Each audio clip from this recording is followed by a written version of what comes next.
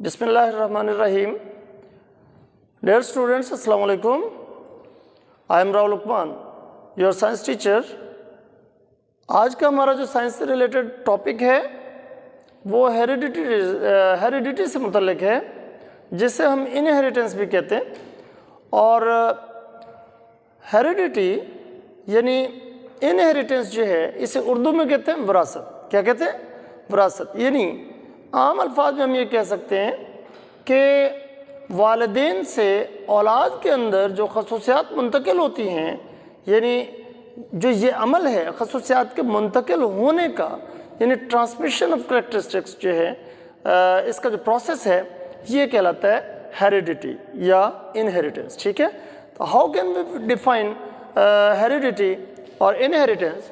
We can say that transmission of characters from parents to offspring is called heredity. ठीक है, यानी वालिदैन से औलाद में खसूसियात का मुंतकिल होना ये कहलाता है हेरिडिटी, या हम कह सकते हैं transmission of characters from one generation to another, यानी एक जनरेशन से दूसरी जनरेशन में खसूसियात का मुंतकिल होना ये कहलाता है इनहेरिटेंस या हेरिडिटी। ठीक है, अब हम देखते हैं कि व्हाट आर हेरिडिटरी करैक्टर्स, यानी हेरिडिटरी करैक्टर्स यानी विरासती खसूसियात होती क्या हैं? हम कहते हैं the characters which are transferred from parents to offspring, यानी वो खसूसियात जो वालिदैन से औलाद में मुंतकिल होती हैं, उन करैक्टरिस्टिक्स को हम नाम देते हैं हेरिडिटरी करैक्टर्स का। ठीक है, तो इसमें हम एग्जाम्पल्स क्या लेंगे, यानी हेरिडिटरी करैक्टर्स की जो एग्जाम्पल्स हैं यहाँ पर मैंने मेंशन भी किए हैं।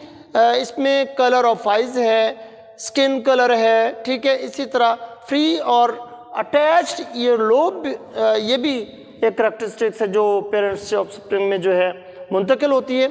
इसी तरह हाइट है, इंटेलिजेंस है, फिजिक है, बिहेवियर है, यानी बेशुमार जो करैक्टरिस्टिक्स हैं हम जो है अपने अंदर देखते हैं जो हमारे वालिदैन से हमारे अंदर ट्रांसफ़र होती हैं। ठीक है, या एक नस्ल से दूसरी नस्ल में मुंतकिल होती हैं। बहुत सी करैक्टरिस्टिक्स हैं जो वालिदैन से औलाद में मुंतकिल होती हैं। तो ये प्रोसेस जो है ये कहलाता है हेरिडिटी, और वो करैक्टर्स जो ट्रांसमिट होते हैं, ट्रांसफ़र होते हैं, वो क्या कहलाते हैं? Hereditary characters. ठीक है, तो यहाँ पर देखने में ये आया है कि बहुत सी ऐसी खसूसियात होती हैं जो यानी ब्रदर्स और सिस्टर्स के अंदर जो है ये डिफरेंट होती हैं, यानी वो मैच नहीं करती, वो रिजेंबल नहीं करती पेरेंट्स।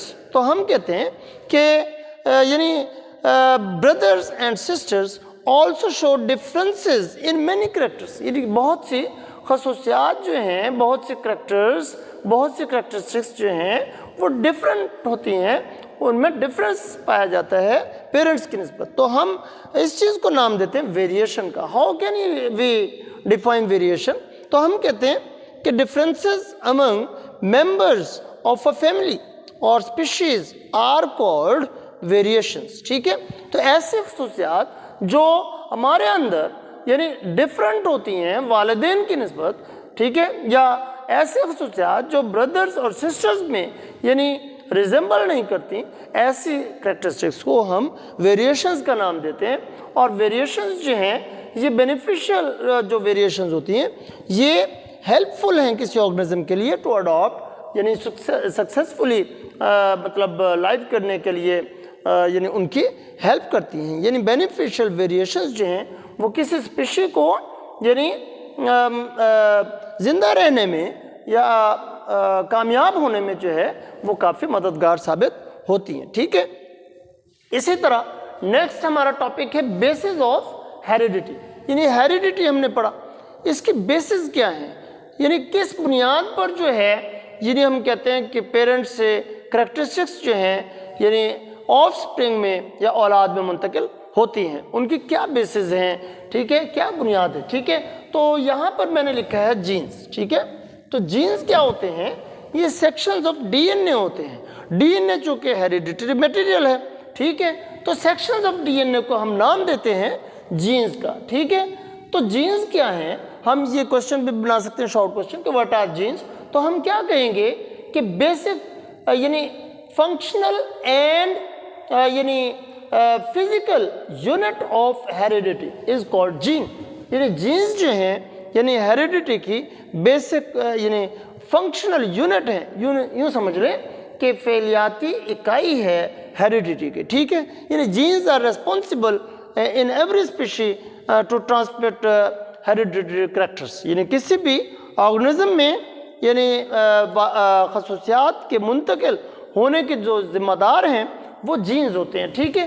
तो हम क्या कहते हैं कि किसी भी स्पीशी के अंदर ये जो जीन्स हैं ये क्या काम करते हैं, act as instructions to make यानी particular type of molecules that are called proteins. यानी ख़ास किस्म की प्रोटीन्स किसी ऑर्गेनिज्म के अंदर बनाने के लिए जो इंस्ट्रक्शंस पाई जाती हैं वो इन्हीं जीन्स में पाई जाती हैं, जो कि सेक्शंस ऑफ डीएनए होते हैं, पार्ट ऑफ डीएनए होते हैं, ठीक है। They are responsible for the transmission of characters in every specie, ठीक है। तो ये जो हमें पता है कि क्रोमोसोम्स जो हैं ये चूँकि किसी भी स्पीशी के अंदर पेयर्स की सूरत में पाए जाते हैं और नंबर ऑफ क्रोमोसोम्स जो हैं ये कांस्टेंट होते हैं किसी भी स्पीशी के अंदर। तो जिस तरह क्रोमोसोम्स जो हैं वो पेयर की सूरत में पाए जाते हैं तो हम कहते हैं कि genes are also found in pairs. यानी हम क्या कहते हैं कि जीन्स अकर इन पेयर्स, ठीक है। तो किसी भी करैक्टरिस्टिक्स के लिए किसी ऑर्गेनिज्म में जो जीन्स हिस्सा लेते हैं या रिस्पॉन्सिबल होते हैं तो वो कंट्रोल करते हैं यानी ट्रांसमिशन ऑफ करैक्टर्स को, ठीक है। तो हम कहते हैं कि every character in an organism is controlled by gene pair. जिस तरह से हमने मुख्तलिफ करैक्टर्स पढ़े जिसमें स्किन कलर है, आई कलर है, तो स्किन कलर को कंट्रोल करने के लिए अलहदा जीन्स पाए जाते हैं। इसी तरह स्किन यानी कलर ऑफ आई को कंट्रोल करने के लिए अलहदा जीन्स पाए जाते हैं। हाइट को कंट्रोल करने के लिए अलहदा जीन्स रेस्पॉन्सिबल हैं।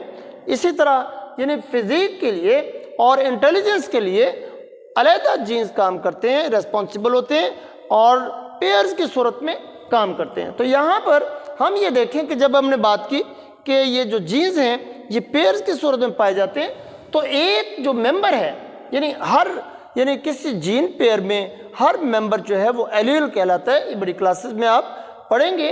तो one member of a gene pair comes from male parent. यानी चूंकि पेयर की सूरत में पाए जाते हैं तो उस पेयर में से एक मेंबर जो है वो मेल पेरेंट्स से आता है, ठीक है, यानी फादर से आता है, ठीक है।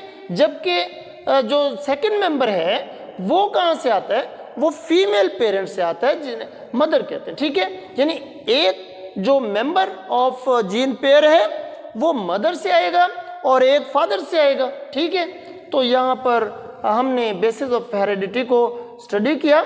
यहाँ पर मैंने एक डायग्राम भी बनाई है जो कि रिलेशनशिप शो करती है किसके दरमियान, डीएनए के दरमियान, ठीक है, जीन्स के दरमियान और जनाब क्रोमोसोम्स के दरमियान रिलेशनशिप को यानी वाज़े करती है। यहाँ पर ये मैंने एक एनिमल सेल की डायग्राम बनाई है जिसमें आप देख रहे हैं कि दरमियान में न्यूक्लियस है और न्यूक्लियस के अंदर मैंने क्रोमोसोम्स शो किए। ये क्रोमोसोम्स जो हैं, क्रोमोसोम्स किसी भी स्पीशी के अंदर यानी कांस्टेंट होते हैं, इनकी तादाद जो है वो मखसूस होती है, ठीक है। अच्छा, इसके अलावा आप ये देखिए कि मैंने जो है मैं आपको ये बताता चलूँ कि क्रोमोसोम्स की कंपोजिशन क्या है। कि क्रोमोसोम्स आर यानी made up of DNA and protein, ठीक है। और इसके अलावा यहाँ पर मैं बताता चलूँ कि ये क्रोमोसोम्स जो हैं यानी बनते कब हैं, जब सेल डिवाइड होने लगता है, यानी during cell division chromosomes are visible. यानी इंटरफेज के दौरान पिछले टॉपिक में मैंने बताया था कि जो नॉन डिवाइडिंग फेज है उसमें क्या होते हैं, ये जो क्रोमोसोम्स होते हैं ये हेरिडिटरी मटेरियल जो होता है ये थ्रेड लाइक फॉर्म में होता है जिसे हम क्रोमेटिन का नाम देते हैं। लेकिन जब सेल डिवाइड होने लगता है तो ये क्रोमोसोम्स जो हैं यानी कॉइलिंग और फोल्डिंग होती है, इनकी कंडेंसेशन होती है, लंबाई के रुख दोहरे हो जाते हैं, इनकी रेप्लिकेशन होती है, इनकी कॉपीज़ तैयार होती हैं, इनकी हूबहू नकल तैयार होती हैं। तो ये हाईली ऑर्डर्ड स्ट्रक्चर बनाते हैं जिन्हें हम क्रोमोसोम का नाम देते हैं। यहाँ पर ये देखिए न्यूक्लियस के अंदर जो क्रोमोसोम्स है, यहाँ पर मैंने क्रोमोसोम्स को वाज़ेह तौर पर दिखाया है जो कि 2 क्रोमेटिड्स पर मुश्तमिल है।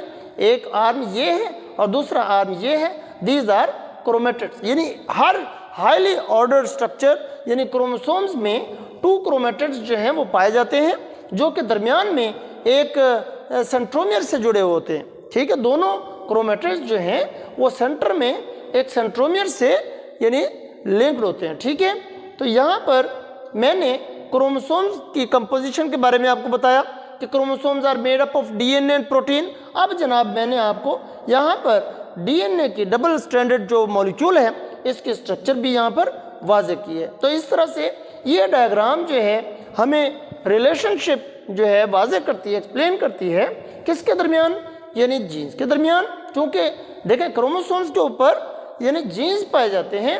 ठीक है, और जीन्स की तादाद हर क्रोमोसोम पर जो है हज़ारों की तादाद में होती है। Thousands of genes are located in a single chromosome. इसलिए हम कह सकते हैं कि क्रोमोसोम्स की तादाद किसी भी स्पीशी के अंदर कांस्टेंट होती है, लेकिन number of genes are unlimited. ठीक है, तो इसके अलावा यहाँ पर चूँकि मैंने बताया कि हर स्पीशी के अंदर जो है वो क्रोमोसोम्स की तादाद जो है वो कांस्टेंट होती है, तो यहाँ पर मैंने कुछ एग्जांपल्स लिखी हैं। जैसे in man there are 46 chromosomes which is constant in number. इसी तरह मंकी जो स्पीशी है, मंकी की स्पीशी के अंदर 48 यानी क्रोमोसोम्स पाए जाते हैं। इसी तरह कैट के अंदर जो है यानी 30 क्रोमोसोम्स पाए जाते हैं। मेज़ में मेज़ जिसे मकई कहते हैं, तो इसके अंदर जो है यानी 20 क्रोमोसोम्स पाए जाते हैं which is constant number. Onion में जो है यानी 16 क्रोमोसोम्स पाए जाते हैं। इसके अलावा पी जो मटर प्लांट है, मटर का जो पौधा है, उसके अंदर 14 क्रोमोसोम्स यानी 7 पेयर्स ऑफ क्रोमोसोम्स पाए जाते हैं। इसी तरह आपकी बुक में यानी इस डायग्राम के नीचे जो है ड्रोसोफिला मेलानोगास्टर जो शहद की मक्खी है उसमें भी बताया गया है कि टोटल नंबर ऑफ क्रोमोसोम्स जो हैं वो 8 पाए जाते हैं, जो कि कांस्टेंट हैं। ठीक है, तो ये था बेसिस ऑफ हेरिडिटी। अब हम चलते हैं नेक्स्ट टॉपिक की तरफ, वो है Watson and Crick model of DNA. ये आपको मैंने डायग्राम के ज़रिए एक यानी डीएनए की स्ट्रक्चर जो है वो दिखाई है। ठीक है, तो ये है डबल स्ट्रैंडेड मॉलिक्यूल भी कहलाता है। तो मैं आपको यहाँ सिंपल भी बता दूँ, वॉटसन एंड क्रिक मॉडल के मुताबिक जो है वो डीएनए को मॉलिक्यूल जो है इसकी जो यूनिट है उसे हम कहते हैं न्यूक्लियोटाइड। यानी न्यूक्लियोटाइड्स ये स्मॉल यूनिट हैं जिससे मिलकर जो है वो डीएनए का डबल स्ट्रैंडेड मॉलिक्यूल बनता है। ठीक है, तो इसके अलावा यानी यहाँ पर न्यूक्लियोटाइड की बात की तो यहाँ पर हम कहते हैं कि there are 4 types of nucleotide.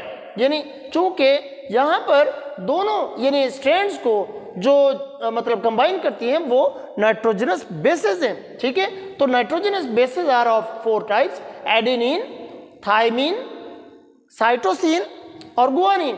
तो इसी बुनियाद पर नाइट्रोजनस बेसिस की बुनियाद पर हम कहते हैं कि there are 4 types of nucleotides. वो कौन कौन सी हैं? Number 1 adenine nucleotide, number 2 thymine nucleotide, number 3 cytosine nucleotide और नंबर 4 गुआनिन न्यूक्लियोटाइड। तो इस तरह से 4 टाइप्स ऑफ न्यूक्लियोटाइड्स हैं, ये स्मॉलर यूनिट्स हैं जो कि डीएनए का डबल हेलिक्स बनाती हैं। ठीक है, इसी तरह हम कहते हैं कि यहाँ पर 2 स्ट्रैंड्स पाए जाते हैं। एक ये देखें, ये एक स्ट्रैंड है और दूसरा ये स्ट्रैंड है जो कि एक दूसरे में जो है यानी क्रॉस बैंड्स के जरिए लिंक्ड होते हैं या ओवरलैप करते हैं एक दूसरे के अंदर, और इस तरह से नाइट्रोजनस बेसिस जो है वो दोनों को लिंक करती हैं और इस तरह एक यानी लैडर लाइक स्ट्रक्चर बनती है। ठीक है, तो ये था आज का हमारा टॉपिक जिसमें हमने वॉटसन एंड क्रिक मॉडल के इंटरनल स्ट्रक्चर के बारे में पढ़ा और उसके अलावा हमने हेरिडिटी को स्टडी किया। वह हमने ये देखा कि हेरिडिटरी कैरेक्टर्स कौन से होते हैं जो कि पास ऑन होते हैं पेरेंट्स ऑफ स्प्रिंग में, और उसके अलावा हमने बेसिस ऑफ हेरिडिटी को स्टडी किया। तो उम्मीद है आपका ये टॉपिक आज को आपको समझ आ गया होगा। अगर इस टॉपिक के हवाले से कोई भी परेशानी प्रॉब्लम पेश आए तो आप मुझे मेरे व्हाट्सएप नंबर पर कॉल कर सकते हैं, पूछ सकते हैं। Thank you.